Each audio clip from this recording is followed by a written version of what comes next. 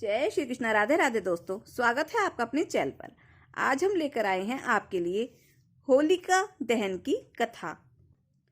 पौराणिक मान्यताओं के अनुसार फाल्गुन के महीने को बड़ा ही पवित्र माना गया है और फाल्गुन मास की पूर्णिमा को साल की सबसे भाग्यशाली पूर्णिमा माना जाता है और पूर्णिमा के दिन पहले होलिका जलाई जाती है। इस दिन भगवान श्री हरि विष्णु के चौथे अवतार भगवान श्री नरसिंह जी की पूजा की जाती है। आज के दिन भगवान नरसिंह जी की, श्री हरि विष्णु जी की और माँ लक्ष्मी जी की पूजा करने से तथा व्रत कथा को सुनने से घर में स्वास्थ्य, धन और सुख समृद्धि आती है। आज के दिन गंगा स्नान करने और फाल्गुन पूर्णिमा की कथाओं को सुनने से मनुष्य की समस्त मनोकामनाएं पूर्ण होती हैं तथा पापों का अंत हो जाता है एवं मोक्ष की प्राप्ति होती है। तो आज हम आपको सुना रहे हैं होलिका दहन की बड़ी ही दुर्लभ कथा। इस कथा को बड़ी ही श्रद्धा और प्रसन्नचित मन से भगवान श्री लक्ष्मी नारायण जी के चरणों का ध्यान करते हुए पूरा सुनिएगा। हर वर्ष बुराई पर अच्छाई की जीत की याद के रूप में फाल्गुन पूर्णिमा तिथि पर होलिका दहन किया जाता है एवं होली का यह पावन पर्व मनाया जाता है। फाल्गुन पूर्णिमा पर विष्णु जी एवं लक्ष्मी जी की पूजा व्रत आदि करने से जितना महत्व है उतना ही महत्व इस दिन फाल्गुन पूर्णिमा की पौराणिक कथा को सुनने का है। मान्यता यह है कि यह कथा सुनने से यश, कीर्ति, धन धान्य और संतान सुख प्राप्त होता है तथा अंत में वैकुंठ धाम की प्राप्ति होती है। सतयुग में ऋषि कश्यप के दो पुत्र थे, हिरण्याक्ष और हिरण्यकश्यप। हिरण्याक्ष भगवान ब्रह्मा से मिले वरदान की वजह से बहुत अहंकारी हो गया था। अपनी शक्ति का प्रदर्शन करने के लिए वो भूदेवी को साथ लेकर पाताल में भगवान विष्णु की खोज में चला गया। भगवान विष्णु ने वाराह अवतार में उसके साथ युद्ध किया और उसका विनाश कर दिया, लेकिन संसार के लिए खतरा अभी टला नहीं था क्योंकि उसका भाई हिरण्यकश्यप अपने भाई की मौत का बदला लेने के लिए आतुर था। उसने देवताओं से बदला लेने के लिए अपनी असुरों की सेना से देवताओं पर आक्रमण कर दिया। हिरण्यकश्यप देवताओं से लड़ता, लेकिन हर बार भगवान विष्णु उनकी मदद कर देते।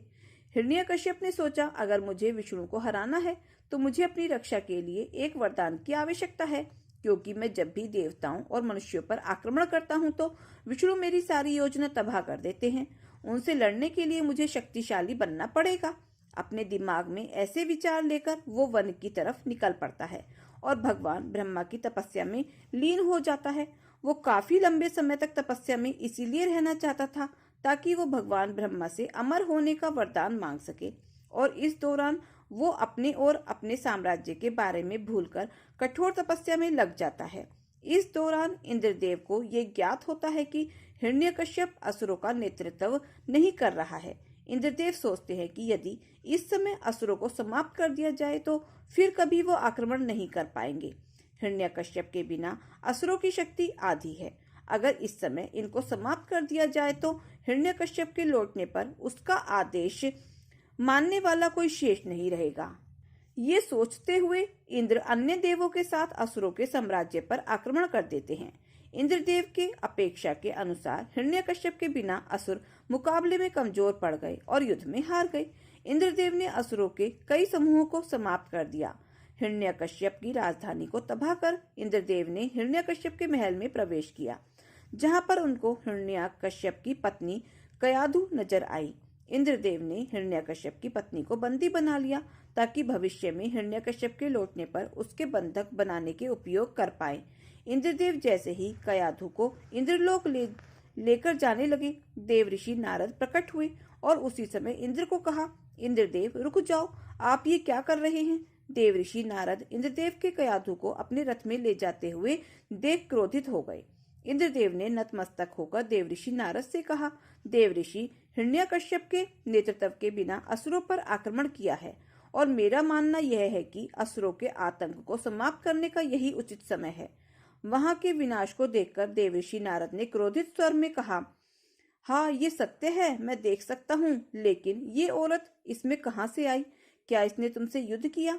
मुझे ऐसा नहीं लग रहा है कि इसने तुम्हारे विरुद्ध कोई शस्त्र उठाया है, फिर तुम उसको क्यों चोट पहुंचा रहे हो? इंद्रदेव ने महर्षि नारद की तरफ देखते हुए जवाब दिया कि वो उसके शत्रु हिरण्यकश्यप की पत्नी है, जिसे वो बंदी बनाकर ले जा रहा है, ताकि हिरण्यकश्यप कभी आक्रमण करे तो मैं उसकी पत्नी का उपयोग कर सकूं। देव ऋषि नारद ने गुस्से में इंद्रदेव को कहा कि केवल युद्ध जीतने के लिए दूसरे की पत्नी का अपहरण करोगे और इस निरपराध स्त्री को ले जाना महापाप होगा। इंद्रदेव को देवऋषि नारद की बातें सुनने के बाद कयाधु को रिहा करने के अलावा कोई विकल्प नहीं था। इंद्रदेव ने कयाधु को छोड़ दिया और कयाधु ने देवऋषि नारद को उनका जीवन बचाने के लिए धन्यवाद दिया। नारद जी ने पूछा कि असुरों के विनाश के बाद अब वो कहाँ रहेगी। कयाधु उस समय गर्भवती थी और अपनी संतान की रक्षा के लिए उसने देवऋषि नारद को उसकी देखभाल करने की प्रार्थना की। नारद जी उसको अपने घर लेकर चले गए और उसकी देखभाल की। इस दौरान वो कयाधु को विष्णु भगवान की कथाएं भी सुनाया करते थे, जिसको सुनकर कयाधु को भगवान विष्णु से लगाव हो गया था। उसके गर्भ में पल रहे शिशु को भी विष्णु भगवान की कहानियों ने मोहित कर दिया था। समय गुजरता गया। एक दिन स्वर्ग की वायु इतनी गर्म हो गई थी कि सांस लेना मुश्किल हो रहा था। कारण खोजने पर देवों को पता चला कि हिरण्यकश्यप की तपस्या बहुत शक्तिशाली हो गई थी, जिसने स्वर्ग को भी गर्म कर दिया था। इस असहनीय गर्मी को देखते हुए सभी देव भगवान ब्रह्मा के पास गए और मदद के लिए कहा। भगवान ब्रह्मा को हिरण्यकश्यप से मिलने के लिए धरती पर प्रकट होना पड़ा। ब्रह्मा जी हिरण्यकश्यप की कठोर तपस्या से बहुत प्रसन्न हुए और उसे वरदान मांगने को कहा। हिरण्यकश्यप ने नतमस्तक होकर कहा, भगवान मुझे अमर बना दो। ब्रह्मा जी ने अपना सिर हिलाते हुए कहा, पुत्र जिसका जन्म हुआ है उसकी मृत्यु निश्चित है। मैं सृष्टि के नियमों को नहीं बदल सकता, कुछ और मांग लो। हिरण्यकश्यप अब सोच में पड़ गया, क्योंकि जिस वरदान के लिए उसने तपस्या की थी वो ब्रह्मा जी ने देने से मना कर दिया। हिरण्यकश्यप अब विचार करने लगा कि अगर वो असंभव शर्तों पर मृत्यु का वरदान मांगे तो उसकी साधना सफल हो सकती है। हिरण्यकश्यप ने कुछ देर और सोचते हुए ब्रह्मा जी से वरदान मांगा। हिरण्यकश्यप ने कहा, मेरी इच्छा है कि ना तो मुझे मनुष्य मार सके और ना ही जानवर, ना मुझे कोई दिन में मार सके और ना ही रात्रि में, ना मुझे कोई स्वर्ग में मार सके और ना ही पृथ्वी पर, ना मुझे घर में मार सके और ना घर के बाहर, ना मुझे अस्त्र से मार सके ना कोई। हिरण्यकश्यप का ये वरदान सुनकर एक बार तो ब्रह्मा जी चकित रह गए कि हिरण्यकश्यप का ये वरदान बहुत विनाशकारी हो सकता है, लेकिन उनके पास वरदान देने के अलावा और कोई विकल्प नहीं था। ब्रह्मा जी ने तथास्तु कहते हुए मांगे हुए वरदान के पूरा होने की बात कही और वरदान देते ही ब्रह्मा जी अदृश्य हो गए। हिरण्यकश्यप खुशी से अपने साम्राज्य लौट गया और इंद्रदेव द्वारा किए गए विनाश को देखकर बहुत दुखी हुआ। उसने इंद्रदेव से बदला लेने की ठान ली और अपने वरदान के बल पर इंद्रलोक पर आक्रमण कर दिया। इंद्रदेव के पास कोई विकल्प नहीं था, इसीलिए सभी देवों के साथ देवलोक चले गए। हिरण्यकश्यप अब इंद्रलोक का राजा बन गया। हिरण्यकश्यप अपनी पत्नी कयाधु को खोजकर घर लेकर आ गया। कयाधु के विरोध करने के बावजूद हिरण्यकश्यप मनुष्यों पर यातनाएं करने लगा और उसके खिलाफ आवाज उठाने वाला अब कोई नहीं था। अब कयाधु ने एक पुत्र को जन्म दिया, जिसका नाम प्रहलाद रखा गया। जैसे जैसे प्रहलाद बड़ा होता गया, वैसे वैसे हिरण्यकश्यप और अधिक शक्तिशाली होता गया। हालांकि प्रहलाद अपने पिता से बिल्कुल अलग था और किसी भी जीव को नुकसान नहीं पहुंचाना चाहता था। वो भगवान विष्णु का परम भक्त था और जनता उसके अच्छे व्यवहार की वजह से उससे बहुत प्यार करती थी। एक दिन गुरु शुक्राचार्य प्रहलाद की शिकायत लेकर हिरण्यकश्यप के पास पहुंचे और कहा, महाराज आपका पुत्र हम जो पढ़ाते हैं वो नहीं पढ़ता है, वो सारा समय विष्णु के नाम में लगा रहता है। हिरण्यकश्यप ने उसी समय गुस्से में प्रहलाद को बुलाया और पूछा कि वो दिन भर विष्णु का नाम क्यों लेता रहता है। प्रहलाद ने जवाब दिया, पिताश्री भगवान विष्णु ही सारे जगत के पालनहार हैं, इसीलिए मैं उनकी पूजा करता हूँ। मैं दूसरों की तरफ आपके आदेशों को मानकर आपकी पूजा नहीं कर सकता। हिरण्यकश्यप ने अब शाही पुरोहितों से उसका ध्यान रखने को कहा और भगवान विष्णु को जाप बंद करने के लिए कहा, लेकिन भक्त प्रहलाद पर इसका कोई फर्क नहीं पड़ा। लेकिन इसके विपरीत गुरुकुल में प्रहलाद दूसरे शिष्यों को भी उसकी तरह भगवान विष्णु की आराधना करने के लिए प्रेरित करने लगा। हिरण्यकश्यप ने परेशान होकर फिर प्रहलाद को बुलाया और पूछा, पुत्र तुम्हें सबसे प्रिय क्या है? प्रहलाद ने जवाब दिया, मुझे भगवान विष्णु का नाम लेना सबसे प्रिय लगता है। अब हिरण्यकश्यप ने पूछा, इस सृष्टि में सबसे शक्तिमान कौन है? प्रहलाद ने फिर उत्तर दिया, तीनों लोकों के स्वामी और जगत के पालनहार भगवान विष्णु सबसे सर्वशक्तिमान है। अब हिरण्यकश्यप ने को अपने गुस्से पर काबू नहीं रहा और उसने अपने पहरेदारों से प्रहलाद को विष देने को कहा। प्रहलाद ने विष का प्याला पूरा पी लिया, लेकिन उसकी मृत्यु नहीं हुई। सभी व्यक्ति इस चमत्कार को देखकर अचंभित रह गए। अब हिरण्यकश्यप ने आदेश दिया कि प्रहलाद को बड़ी चट्टान से बांधकर समुद्र में फेंक दो, लेकिन फिर चमत्कार हुआ और रस्सियां अपने आप खुल गईं। भगवान विष्णु का नाम लेकर वो समुद्र जल से बाहर आ गया। इसके बाद एक दिन जब प्रहलाद भगवान विष्णु के ध्यान में मग्न था, तब उस पर उन्मत्त हाथियों के झुंड को छोड़ दिया, लेकिन वो हाथी उसके पास शांति से बैठ गए।